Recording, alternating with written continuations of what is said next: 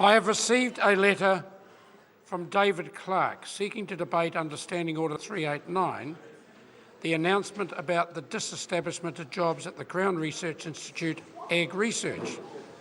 The announcement is a particular case of recent occurrence involving ministerial responsibility. The announcement on 24 September was that Ag Research was consulting on a proposal to disestablish jobs and that a decision on the proposal will be made at the end of October. The announcement of a consultation process on a proposal does not warrant the setting aside of the business of the House. Therefore, the application is declined. I have also received a letter from the Leader of the Opposition seeking to debate under Standing Order 389 the Government's announcement that it has concluded negotiation of the Trans-Pacific Partnership Agreement. The announcement is a particular case of recent occurrence involving ministerial responsibility. I understand that the text of the agreement is to be released to the public. Before the agreement is ratified, it will be subject to parliamentary treaty examination process set out in Standing Orders 397 to 400. I understand that legislation is also required to give effect to the agreement, which will again give opportunity for parliamentary debate. The Trans-Pacific Partnership Agreement is a significant agreement which should be debated by this House. There will be opportunities for parliamentary consideration of it in the future with the benefit of the text of the agreement and the national interest analysis. I am not convinced that at this stage the business of the House ought to be set aside to debate the matter. I call on Government Order of the Day number 1. Environment Canterbury Transitional Governance Arrangements Bill, first reading. Mr Speaker. The Honourable Dr Nick Smith. Mr Speaker, I move that the Environment Canterbury Transitional Governance Arrangements Bill be now read a first time.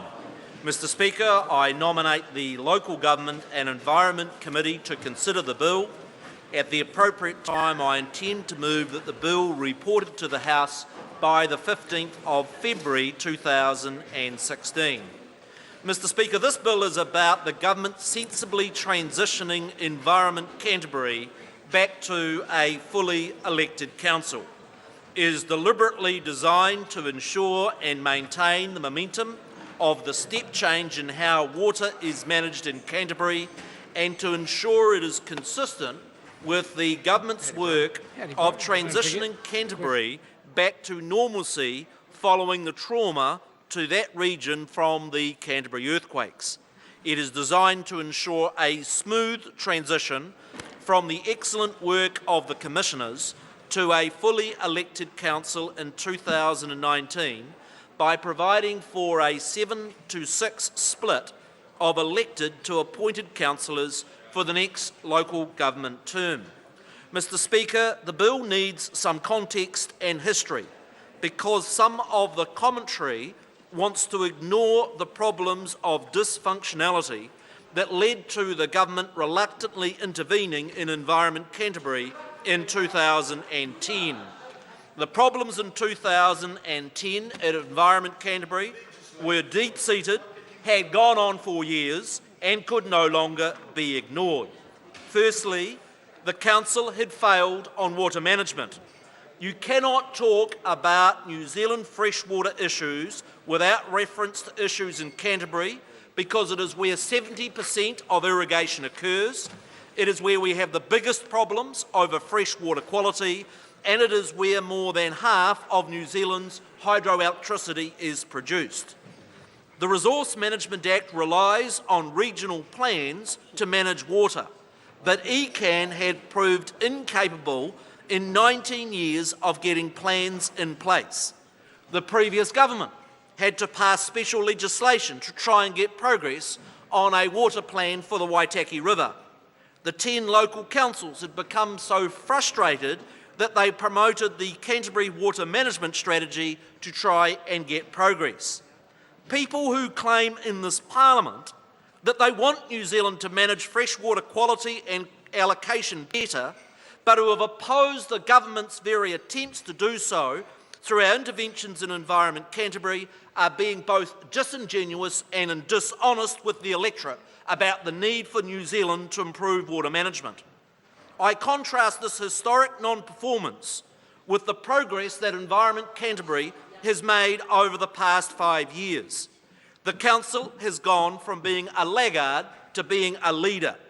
The Canterbury Land and Water Regional Plan is in place and work is progressing at pace consistent with the water management strategy with specific limits and rules in each of the 10 zones.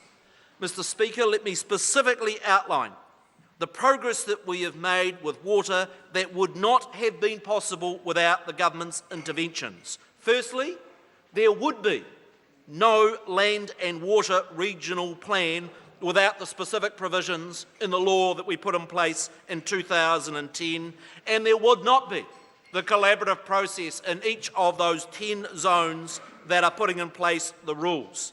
Mr. Speaker, there would not be the hundreds of millions of dollars currently being invested right now in the Central Plains Irrigation Scheme without the specific provisions in our law in 2010, opposed by members opposite, that helps with water management by using those huge Canterbury big rivers rather than extracting all the water from the very limited aquifers. Thirdly, there would not have been the prohibition on takes in those red zones that is only possible by the government's intervention. There would not be the huge investments that are going into the clean-up of Lake Ellesmere and Lake Wainono, and I challenge members opposite, those lakes have not suddenly become polluted. They've been polluted for decades. Labor did zip during their 9 years, and it really takes gall for them to stand on their feet today and criticise our efforts around water quality, noting the progress that's been made with those significant water bodies. And Mr. Speaker, I also point out the progress in even metering water. When we came to government, less than a third of the water was even metered in Canterbury, and now that is over 80%. The problems in Environment Canterbury, Mr. Speaker, went well beyond the issues of just water. ECAN had the worst record of 78 councils with 77% of consents not being processed on time. I now note rather than 77% not being processed on time, that now number is below 2%, and Canterbury is one of the very best performers. In fact, got a public sector award for excellence earlier this year. The third area of concern was the complete breakdown in relationships between Environment Canterbury and the 10 councils in Canterbury. It was so bad, all 10 mayors of Canterbury wrote to the government specifically asking for the intervention. This dysfunctionality between Canterbury's regional and territorial authorities was holding the region back. We do not know when we intervened in March of 2010 that only a few months later it would be hit by the Canterbury earthquakes. And it was fortuitous that we had made that intervention, rebuilt those relationships, because the region would have been incapable of being able to respond to those huge challenges without the regional and local authorities working together. It is a telling tribute to Dame Margaret Baisley, her fellow commissioners and the 10 councils of Canterbury that, far from the dysfunctionality that we inherited from the previous government, that the Council has now produced an economic recovery plan for Canterbury jointly and together, and this House should stand by Canterbury and this bill in supporting it.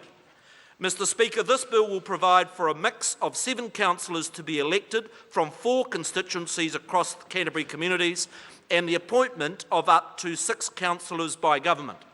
I have had representations from the Maori Party, specifically for Ngāi Tahu's interest to be recognised. We take that on board and we appreciate their support for this bill coming into the House to ensure there is a smooth transition in Canterbury. Mr. Speaker, let me point out the 4 important reasons for this bill. Why would we in Canterbury suddenly change the direction 100% of the governance of Environment Canterbury given their checkered record?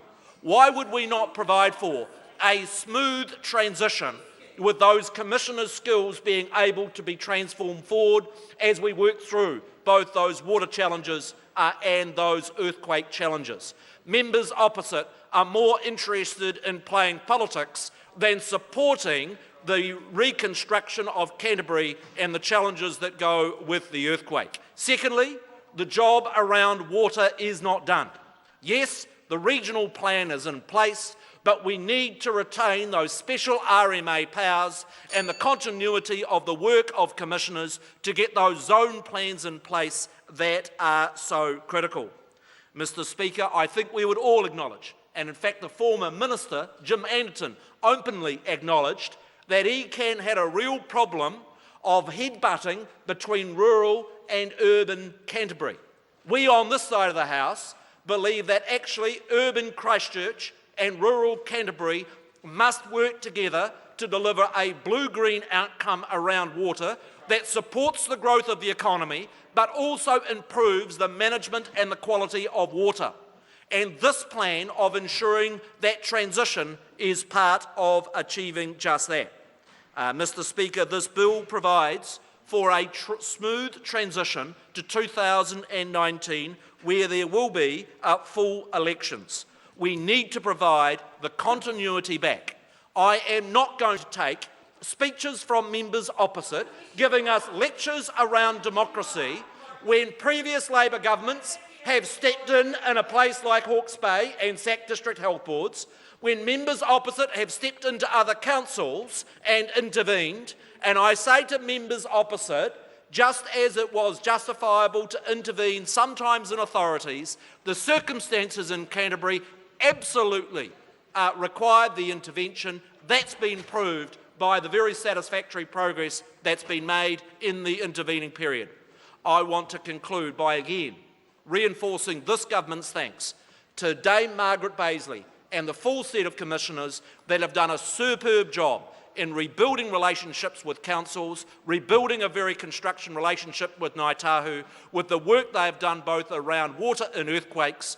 And I say to members opposite that wish to oppose this bill, they are opposing the reconstruction of Canterbury and the earthquake recovery. They are opposing the real progress that this country and particularly Canterbury wants to make on water, and they should hide their head in shame.